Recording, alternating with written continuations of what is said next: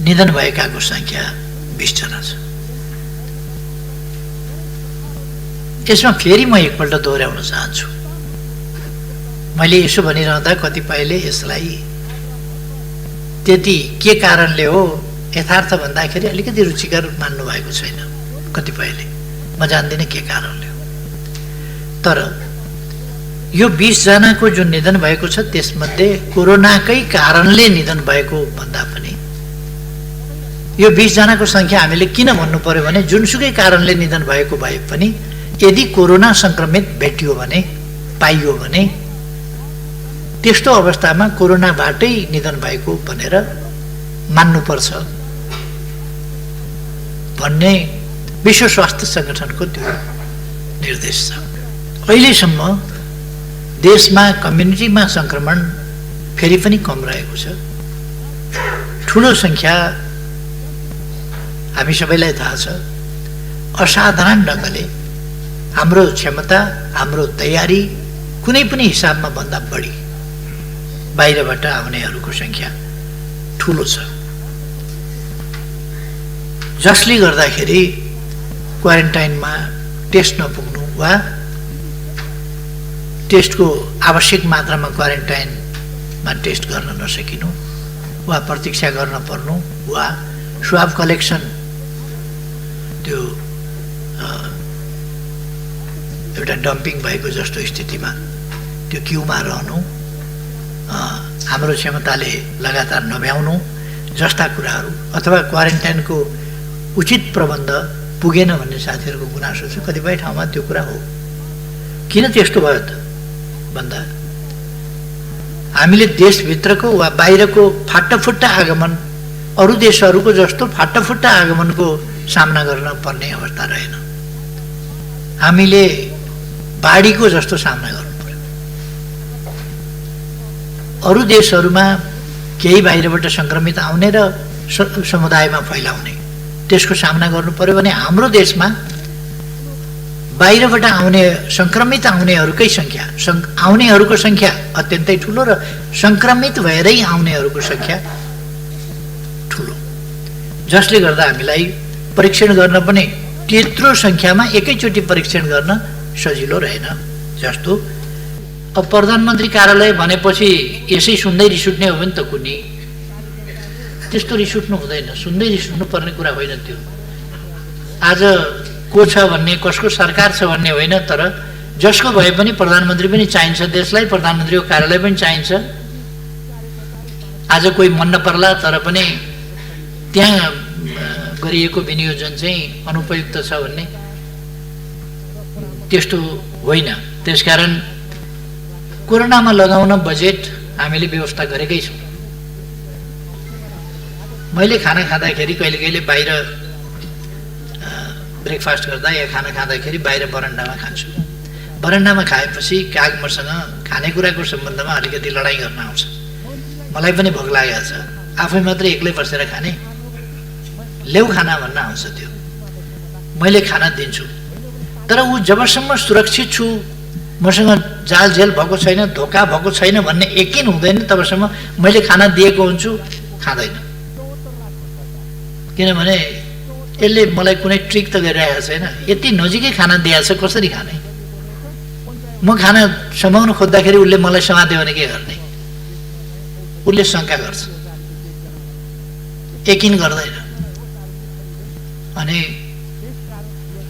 उसले विचार गर्छ यो ज्यान खतरामा राखेर खानाको काम छैन, भोक लागे पनि बरु भोकै बस्छु, बाँच्यो भने त भरे अन्त पाइन्छ खानेकुरा खाउँला, यहीँ मरियो भनेदेखि त गइगयो खाना के खाएर अर्थ के भयो? त्यसकारण बाँच्नै पहिलो कुरा हो भन्छ र खान मान्दैन। अनि अलिक पर्तिर सार दिएपछि अब म सुरक्षित छु भन्छ र अनि खान्छ। सुरक्षा पहिलो कुरा हो। त्यसकारण पछि पछि त्यो विश्वस्त हुँदै हुँदै अहिले चाहिँ नजिक आएर त्यो सँगै मात्रै होइन खोसेर खान खोज्छ कहिले कहिले।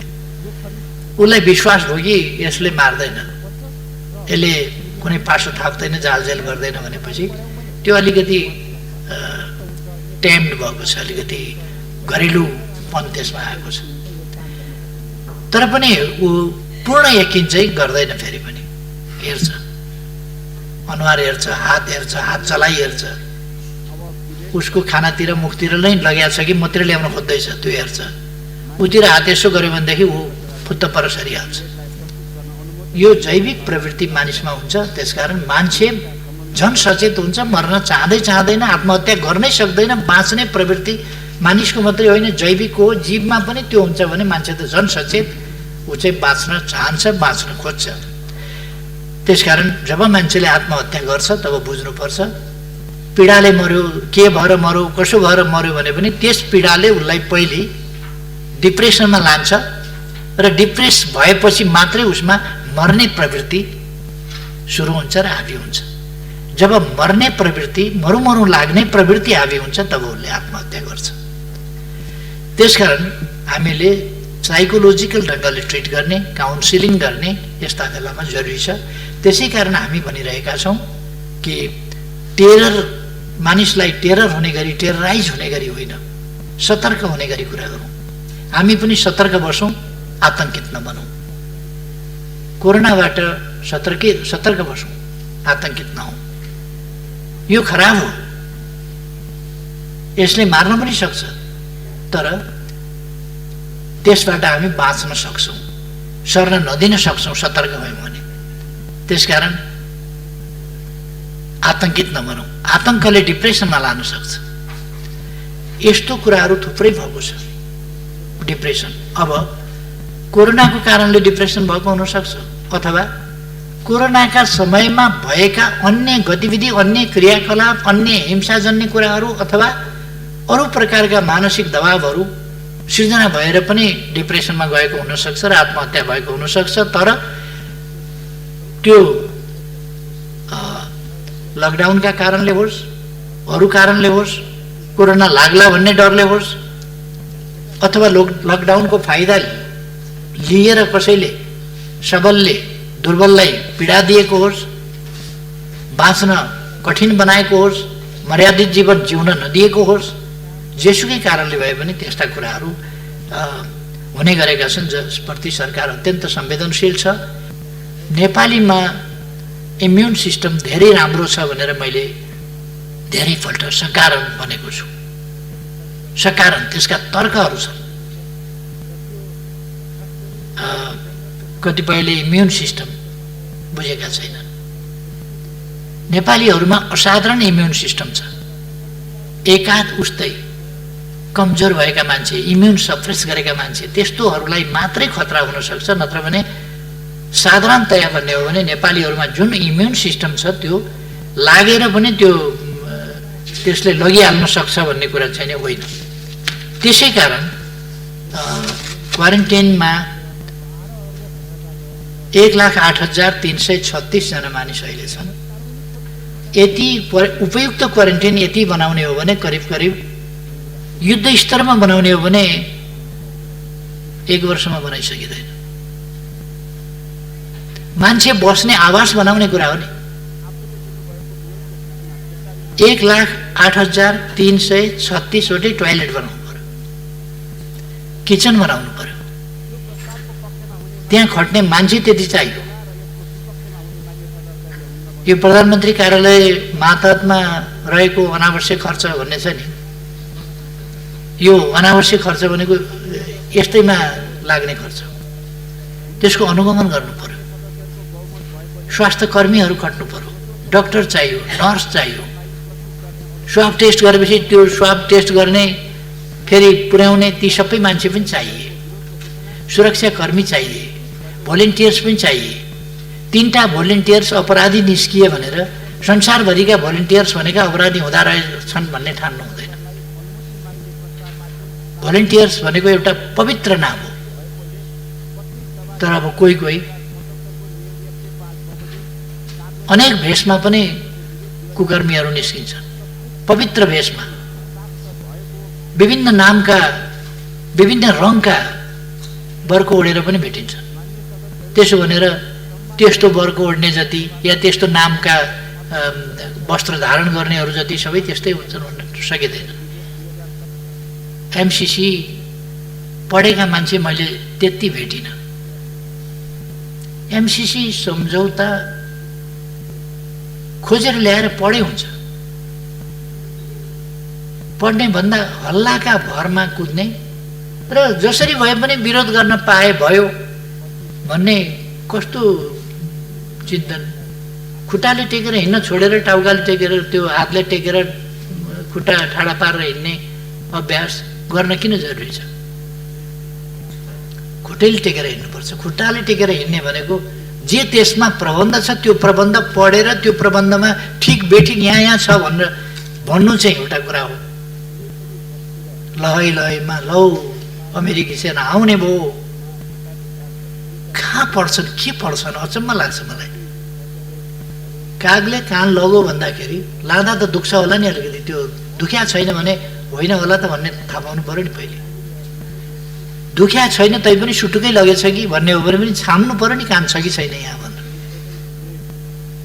दुखे पनि वास्ता नगर्ने, छ कि छैन पनि नछाम्ने अनि लयमा कुद्ने, यो प्रवृत्ति बडा अचम्म लाग्छ मलाई।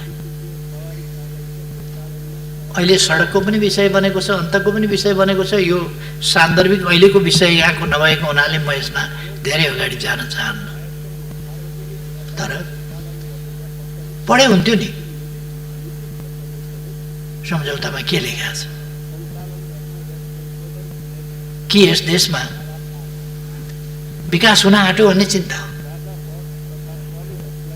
यस देशमा विकासका लागि अनुदान आयो भन्ने चिन्ता हो। ठिकै छ, यस सम्बन्धमा म मान्यजीहरू समक्ष आफ्ना विचार अर्को कुनै समय राख्नेछु। यो छलफलमा आउने नै छ।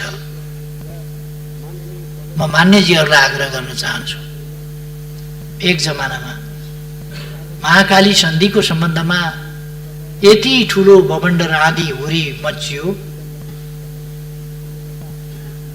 म आश्चर्यचकित भएँ। मैले भने म त त्यस्तो केही पनि देख्दिनँ, यहाँ त ठिकै देख्छु। फेरि हामी आफैले अध्ययन गरेर ठिक छ भनेर